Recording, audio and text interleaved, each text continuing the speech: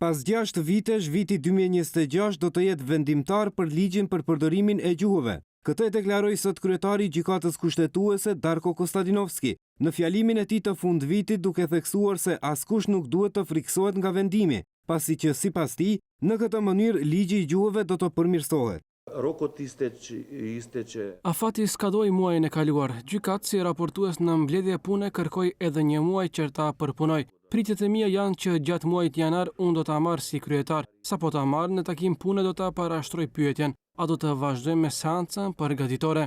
Se ajo lënë do të zgjidhet vitin e ardhshëm, do të zgjidhet dhe sërish askush të mos shen në asnjë rrezik, as japim, as marrim diçka. Bëjnë harmonizim të dispozitave ligjore me kushtetutën. Në fund, rezultati i asaj do të jetë ligj shumë më i mirë për përdorimin e gjuhëve sesa këtë që e kemi në këtë moment.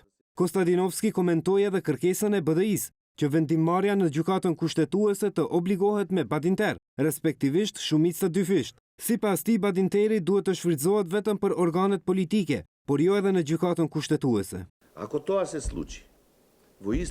Nëse ajo ndodh, në të njëjtin moment qytetarët mund ta harrojnë shtetin ligjor. Në të njëjtin moment lirisht mund të vendosin çelës dhe ta mbyllin këtë institucion. Nuk ka nevojë për ekzistimin e saj. Badinteri është mekanizëm shumë i dobishëm për shoqëritë siç është e jona, por ku? Në organet politike, organi i tillë është kuvendi.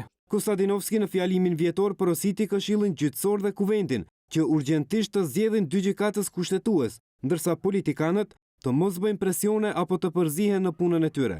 Gjykata kushtetuese, sipas tij, e ka përmbyllur me sukses vitin 2025, duke theksuar se janë zgjidhur gjithsej 230 lëndë.